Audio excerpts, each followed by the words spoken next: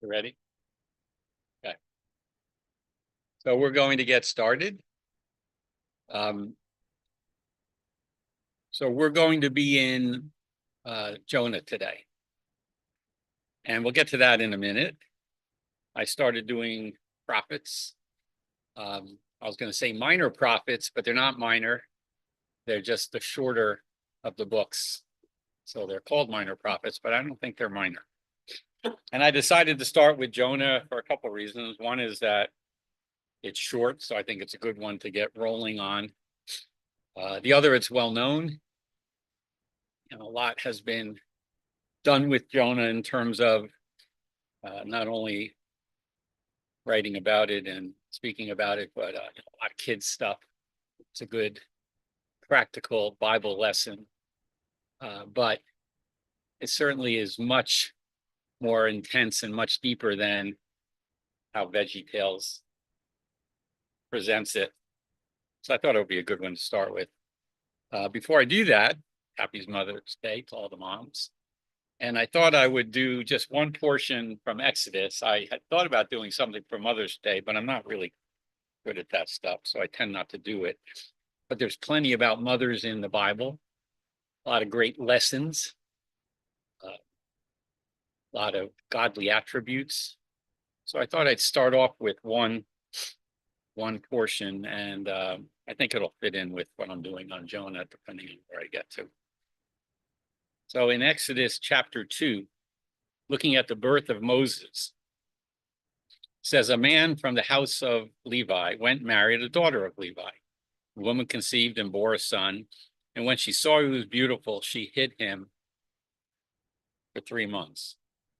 And the reason for that is in the previous chapter, in the last verse of 1, it says, Pharaoh commanded all his people, saying, every son who was born, you are to be cast into the Nile, and every daughter kept alive. So they were trying, hi boys.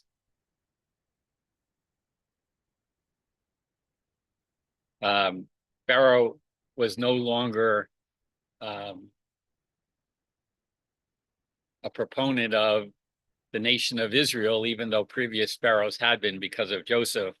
And now they were afraid of the Israelites because they were being blessed by God and expanding and getting to be a lot of people.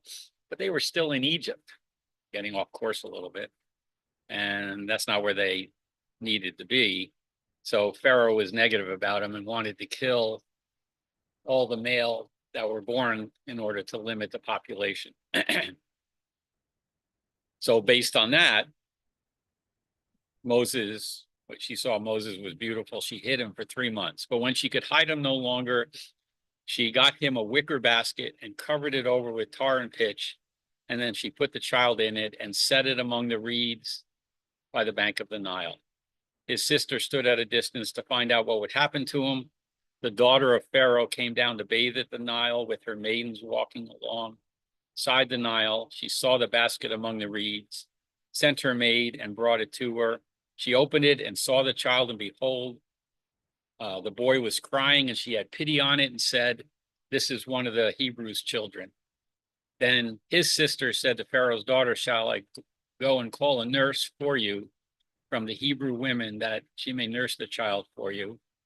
Pharaoh's daughter said to her, go ahead. So the girl went and called the child's mother. Then Pharaoh's daughter said to her, Moses' mother, take this child away and nurse him for me, and I will give you your wages. So the woman took the child and nursed him.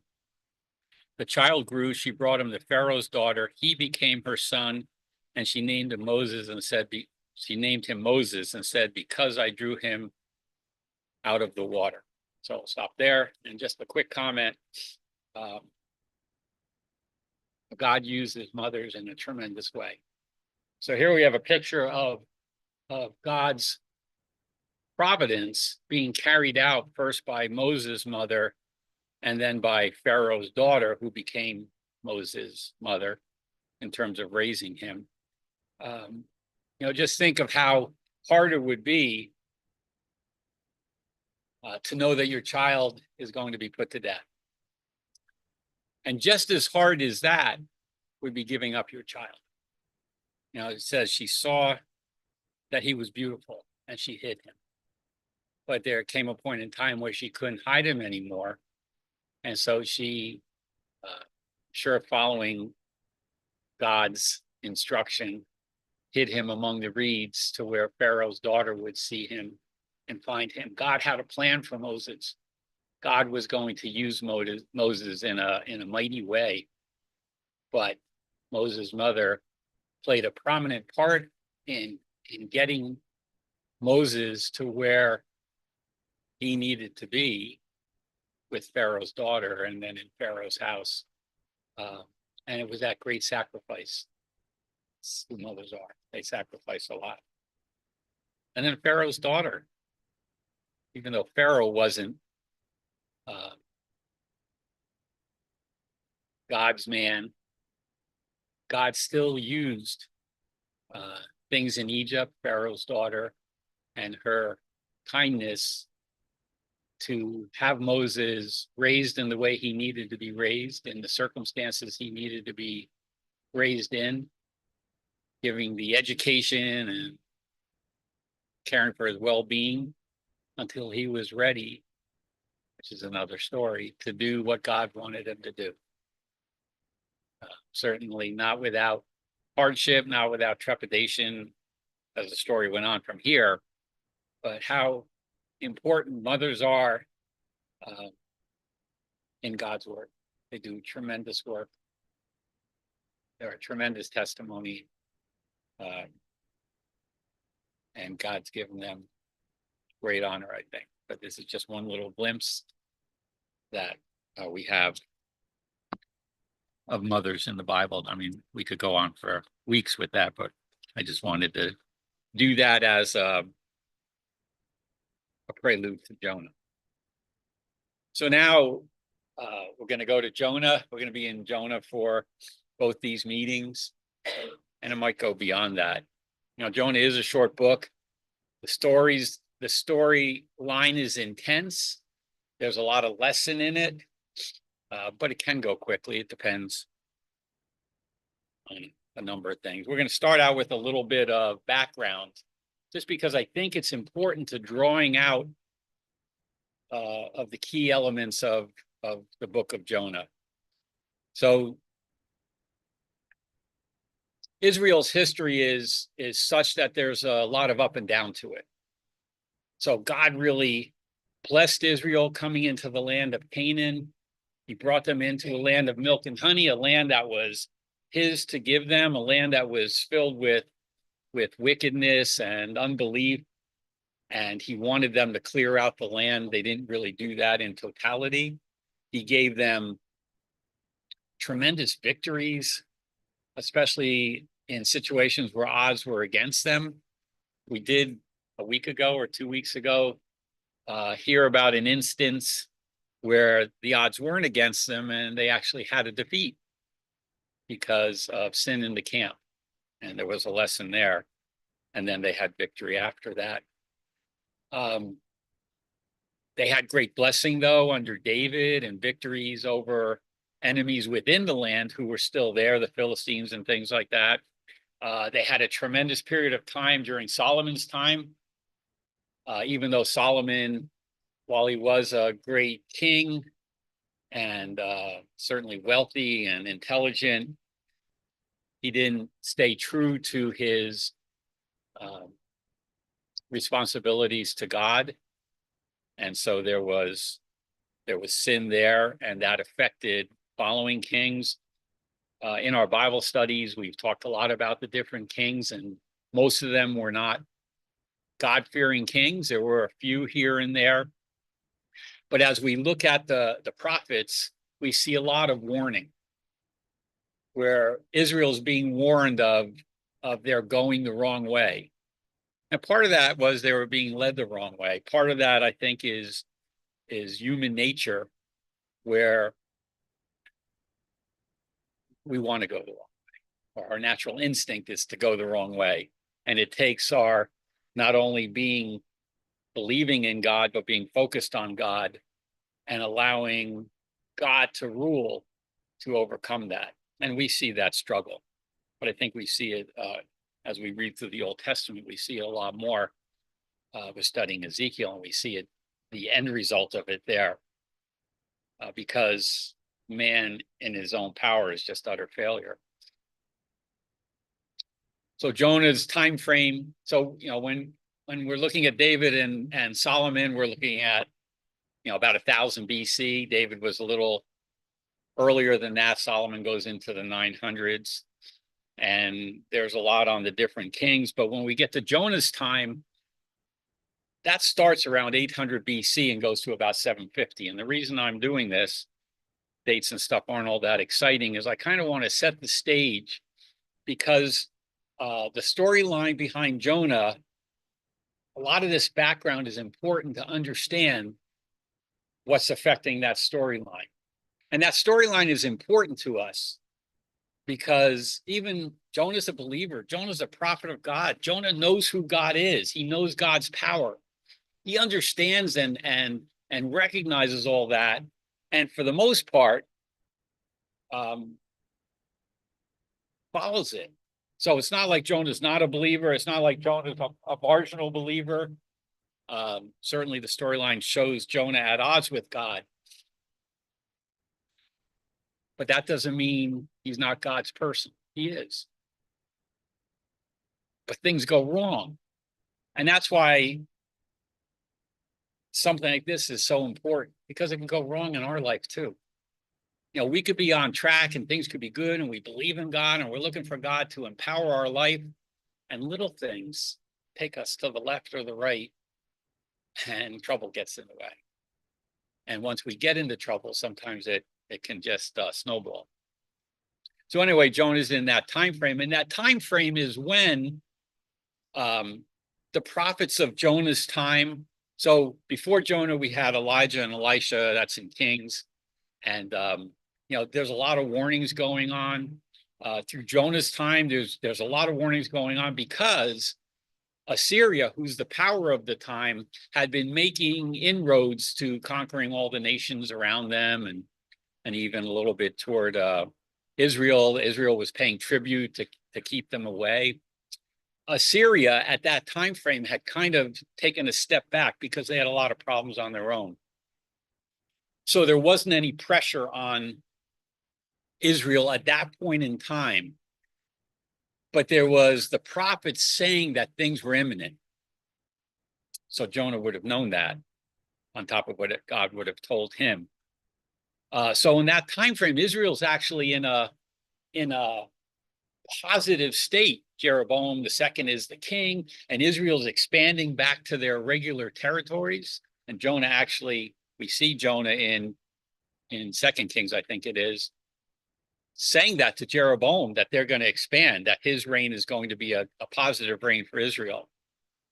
But the prophets are still talking about the fall, about being conquered, about everything that was going to be coming down around them. We don't see that happen until 722, which is actually after Jonah's time. Then the northern kingdom falls, and then we've been looking at in Ezekiel in 586, Jerusalem falls. So the whole kingdom at that point has been exiled, and Assyria is no longer the power. Babylon has come in and taken over. Eventually, Babylon's no longer the power. Media Persia becomes the power, but Israel's still being affected the same way. So right now, Israel really isn't under threat, but from the prophet standpoint, and this is something Jonah would understand, there's a threat all around them. So he'll see Nineveh, which is not the center of Assyria at the time. It becomes the capital later. But certainly we keep reading in Jonah, at least, that it's a great city. God presents that as a reason why he'd care for it, but it's also in the storyline of why Jonah wouldn't want to do anything positive for them, because he understands that Assyria is the power that's going to be what God uses to teach Israel lessons. So all of that kind of comes into play in understanding part of what's going on here. So as I said, Jonah lived when Jeroboam II of the northern kingdom was king. Remember, Israel split at this point. And in 2 Kings chapter 14, Jonah makes a prediction that under Jeroboam, and he ruled for 50 years or so, that he would extend the boundaries. And again, as I said before, the reason the boundaries could get extended, even though Assyria was the power, was that they were kind of in a step back, not really being aggressive at that point in time. They normally were very aggressive. They were very cruel and vicious to people they captured. But this was kind of a, they're in the eye of the storm where nothing's happening. So Jonah is going to be taking place in this time frame where things in Israel aren't bad, but there's still imminent danger. And Jonah is a contemporary here, so their writings are about this time frame of Hosea and Amos, kind of on either side of him. So when you read their writings, and at some point I think we'll get to that, they're talking about the things that Jonah would be thinking about when he's dealing with Nineveh.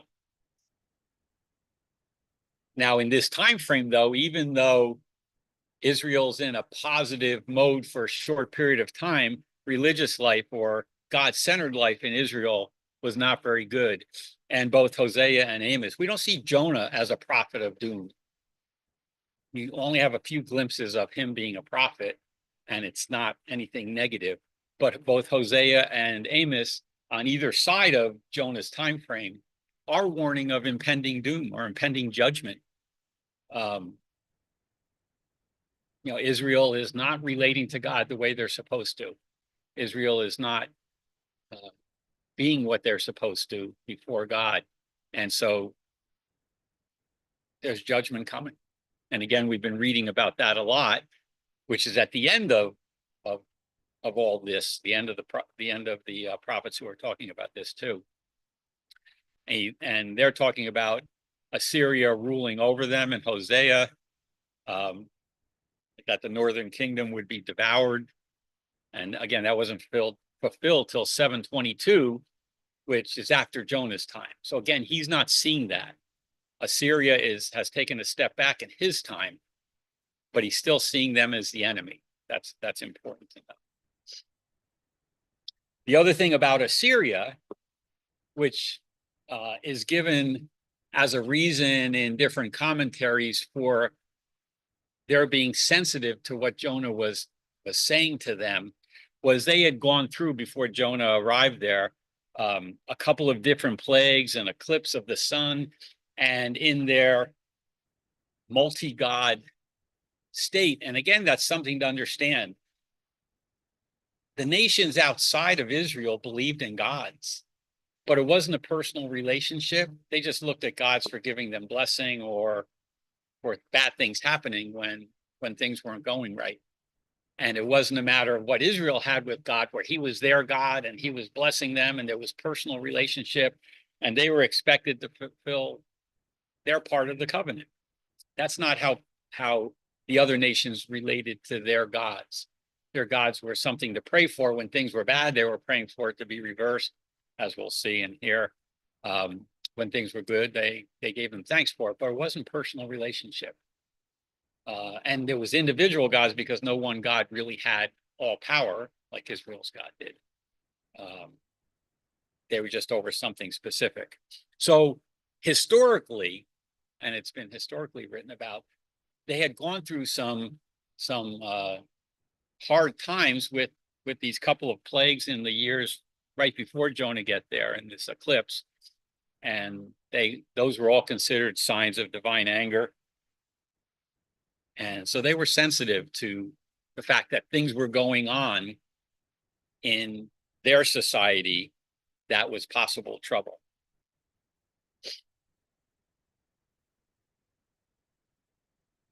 So God was looking through this to deliver a message to Israel. So Jonah, even though it's about the Ninevites, is a message to Israel.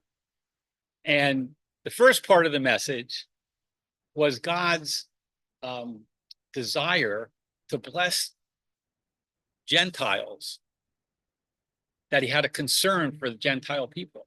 Now, he made Israel his chosen people, but they were supposed to show God to the world. That's something that we're supposed to do. Israel failed miserably at that.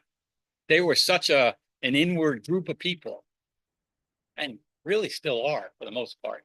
Jews are. So everything in their society was key to themselves.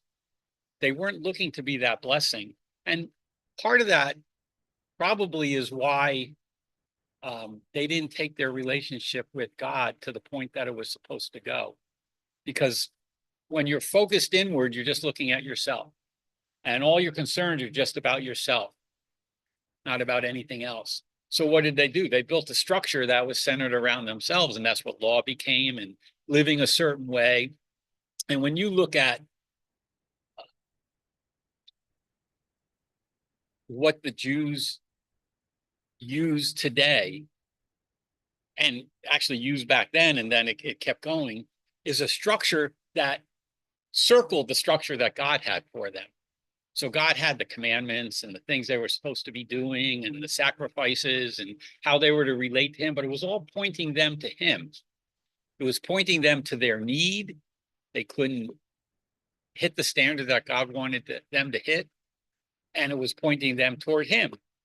But they took it and they made that standard their God, and everything of their focus was to hit these marks,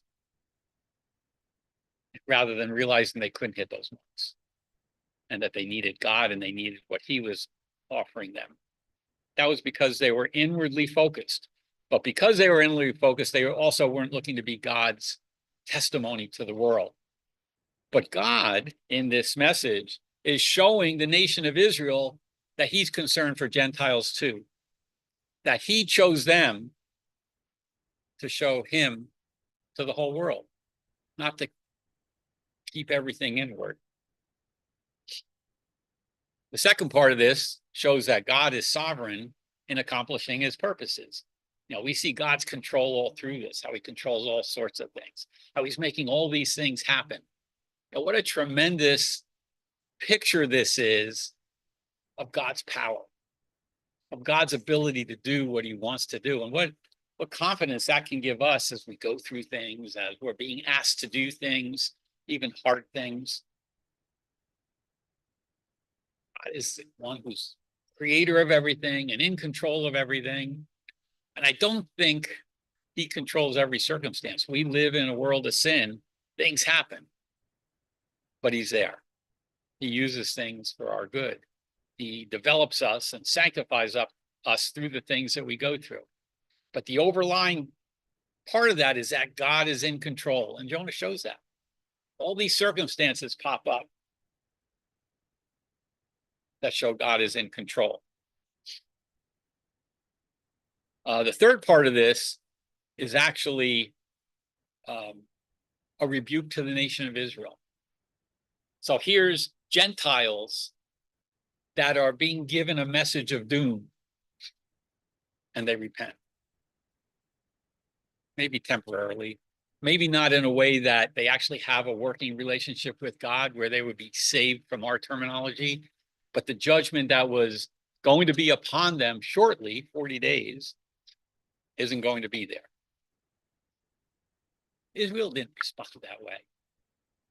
Israel had personal relationship with God, just like we do. But they didn't respond that way to the prophet's call, to the prophet's warnings. So what a contrast. You know, Israel should have looked at this and been ashamed. We should look at it sometimes and maybe feel that way, like we're not responding. Here we are, children of God. We have access to God. We have communication with God, but we let all these things distract us. So this was a message to Israel that here's Gentiles who don't believe in me, but they're reacting to my warnings better than you're reacting to the warnings I'm giving you from your own prophets. And then fourth, Jonah is a symbol to Israel of Israel's disobedience to God, and then the indifference to other nations. And both of those are important because not only is Israel supposed to be God's chosen people, so he has a special relationship with them, but they're to show God to the world. And none of that's happening. So that's background. Let's start. So I'll go, as I normally do, we'll go verse by verse or a couple of verses at a time, depending on what I'm going to be covering. In the first two verses, it says, the word of the Lord came to Jonah, the son of Amittai, saying, arise and go to Nineveh, the great city, cry against it, for their wickedness has come up against me. So God commanded Jonah. The word of the Lord came to Jonah. It wasn't just an idea Jonah had, obviously, because he didn't want to do it. But it was God commanding Jonah, go to Nineveh.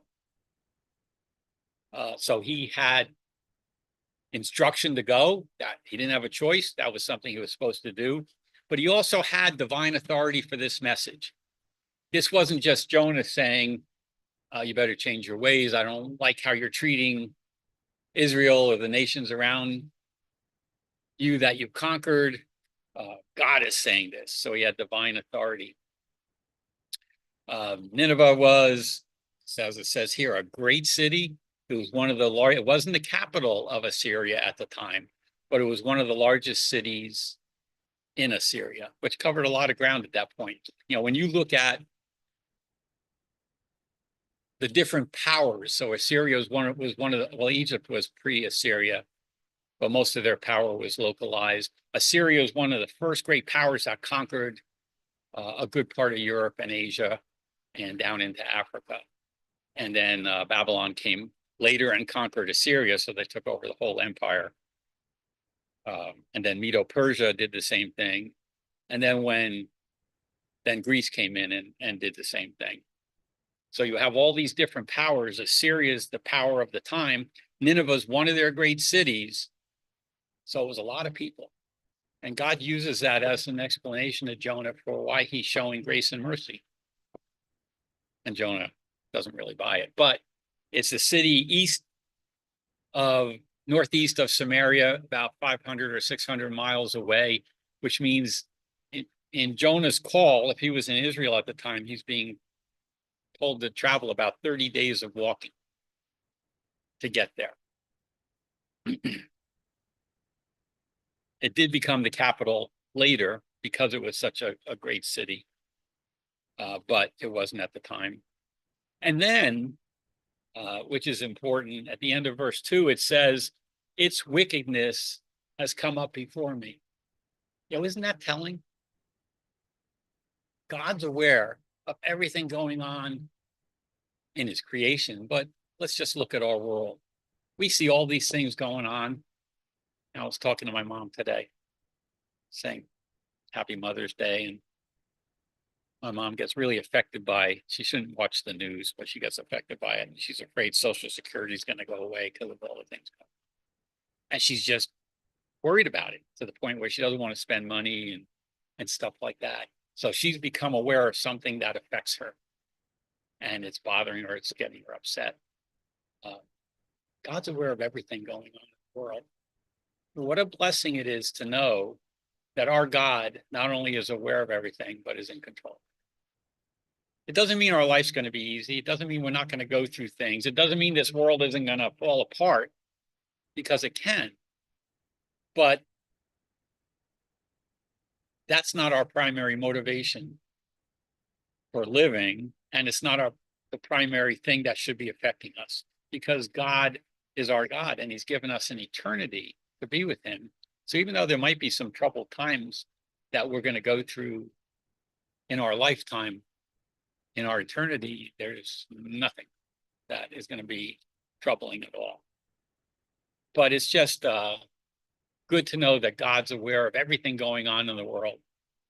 And he's either allowing it or controlling it. even when it comes down to something that personally affects us. And then in talking about their wickedness as coming, come up before me, Assyria was a terrible country. You know, they were going around taking over all these other countries around them and incorporating them in to their empire. But historically, at least, they were known for atrocities and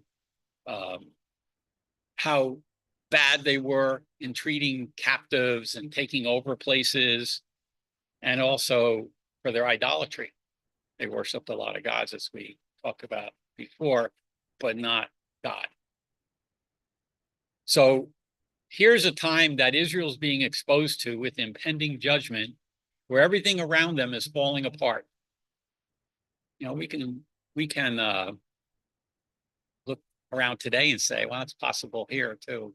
There's a lot of negative things going on, but probably every generation has seen something that they could look and think that things are falling apart, and maybe it's time that the Lord's coming back, which would be nice. That's really where our thoughts should go to in that situation. But also, how are we going to react in this situation? Are we going to be doing the things we're supposed to before God to be a testimony to those around us who don't have God, so that they might see him and want to have that relationship? So that's the start of this, is God's commanding Jonah, and he's commanding him to go to a place that is known for its wickedness and is the focal point of impending judgment on Israel. They're going to be judged, but really, from what the other prophets are saying, they're also going to be used as a tool to judge Israel.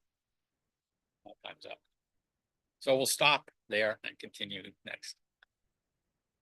Heavenly Father, we just thank you for this time we have to come before you. We just thank you for your word, how it has so much in it that speak to us of you and your love, as we heard this morning, and your care for us, your provision for us, but also warnings of things we need to look out for, things we need to do, but also how we can trust you through all the ups and downs of life when we're yours. We thank you that we're yours. We thank you that we believe